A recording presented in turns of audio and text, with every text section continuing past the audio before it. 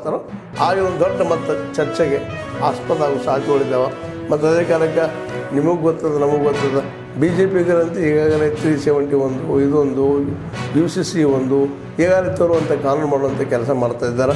ಇದೊಂದು ಮಾಡಬೇಕಂದ್ರೆ ಭಾಳಷ್ಟು ದಿನಗಳ ಅವರ ಒಂದು ಬಯಕೆ ಆಗ್ಯದ. ಅದು ಬಯಕೆ ಈಡೇರ್ತದನ ಅನ್ನುವಂಥ ಒಂದು ಪ್ರಶ್ನೆ. ಯಾಕಂದ್ರೆ ವಿರೋಧ ಪಕ್ಷಗಳು ಇದನ್ನು ವಿರೋಧ ಮಾಡ್ತಾ ಇದ್ದಾರೆ ಅನ್ನೋದು ಸ್ಪಷ್ಟ ಆಗಿದೆ. JPC ಪೂರ್ಣ ಪ್ರಮಾಣದಲ್ಲಿ ಸಹಮತ ವ್ಯಕ್ತ ಆಗಿಲ್ಲ.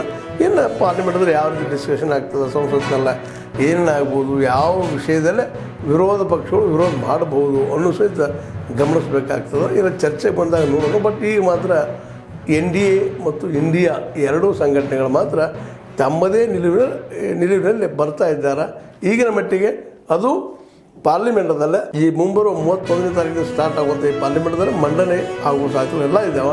ಹೀಗಾಗಿ ಆದರೆ ಅದು ಕಾನೂನು ಆಗ್ತದನ ಅನ್ನುವಂಥದ್ದು ಒಂದು ವೇಳೆ ಇಲ್ಲಿ ಪಾಸ್ ಆದರೂ ಸಹ ಅದನ್ನು ಸುಪ್ರೀಂ ಕೋರ್ಟ್ನಲ್ಲಿ ಚಾಲೆಂಜ್ ಮಾಡ್ತೀವಿ ಅಂತೇಳಿ ಡಿ ರಾಜೇಂದ್ರ ಹೇಳ್ತಾ ಇದ್ದಾರೆ, ಆ ಸಂಘಟಕರೆಲ್ಲರೂ ಹೇಳ್ತಾ ಇದ್ದಾರೆ. ಹೀಗಾಗಿ ಇದು ಕಾನೂನು ಆಗೋದು ಸ್ವಲ್ಪ ಕಷ್ಟ. ವಕ್ಫ್ ಕಾನೂನು ಮತ್ತು ಬದಲಾವಣೆ ಅಥವಾ ತಿದ್ದುಪಡಿಗಳು ಆಗೋದು ಭಾಳ ಕಷ್ಟ ಅಂತೇಳಿ. ಯಾಕೆಂದರೆ ಪೂರ್ಣ ಪ್ರಮಾಣದಲ್ಲಿ ಇಂಡಿಯಾ ಸಂಘಟನೆ ಇದರ ವಿರೋಧವಾಗಿ ನಿಂತು ಬಿಟ್ಟದ. ಪ್ರತಿಯೊಂದು ವಿರೋಧ ಮಾಡುವಂಥದ್ದು, ಗದ್ದಲ ಮಾಡುವಂಥದ್ದು ಅಂತೇಳಿ BJPಗೆ ಆರೋಪ ಮಾಡ್ತಾಯಿದ್ದಾರೆ. ಅನಗತ್ಯದಿಂದ ಸೃಷ್ಟಿ ಮಾಡ್ತಾಯಿದ್ದಾರೆ ಸಮಸ್ಯೆ ಅಂತೇಳಿ.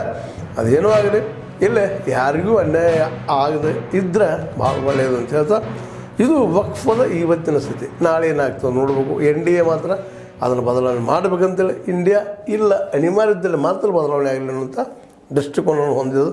ಹೀಗಾಗಿ ಇವರಿಬ್ಬರ ಮಧ್ಯದಲ್ಲೇ ವಕ್ಫ್ ಏನಾಗ್ಬೋದು ಅಂತ ನೋಡೋಣ ಅಂತ ಹೇಳ್ತಾ, ಇದು ನಿಮ್ಗೆ ಲೈಕ್ ಆಗಿರ್ಬೋದು. ಲೈಕ್ ಮಾಡಿರಿ, ಶೇರ್ ಮಾಡಿರಿ, ಕಾಮೆಂಟ್ ಮಾಡಿರಿ, ಜೊತೆಗೆ ಸಬ್ಸ್ಕ್ರೈಬ್ ಆಗೋದು ನಿಮಗೆ ಹೋಗ್ಬೇಡ್ರಿ. Yes16 ನ್ಯೂಸ್ ಅರ್ಥಾತ್ ಹೇ ಸೀತಾರಾಮ್, ಇದು ಸತ್ಯದ ಕೈಗಂಟೆ ವಂದನೆಗಳು.